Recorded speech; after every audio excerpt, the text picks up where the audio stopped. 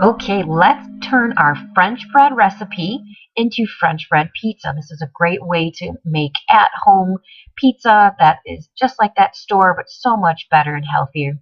So you're going to follow the recipe directions on how to make the French bread itself. You're going to go ahead and use a knife. That right there that I'm using is called a bread knife. It makes it a lot easier. Go ahead and have a sample of the bread as well while you're doing this. You're going to take your homemade pizza sauce that we've learned to make as well. You're going to go ahead and just layer that on there as thick or not as thick as you like, just depending on how much, if you like it saucy or not. I like a lot of sauce, so I end up putting on a lot.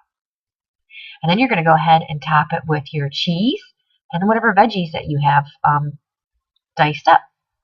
Pepperoni, ham, sausage, whatever you like. It's your pizza. You get to do you, right? It's a great thing. Then you're going to put it in a preheated oven that is at 425 degrees.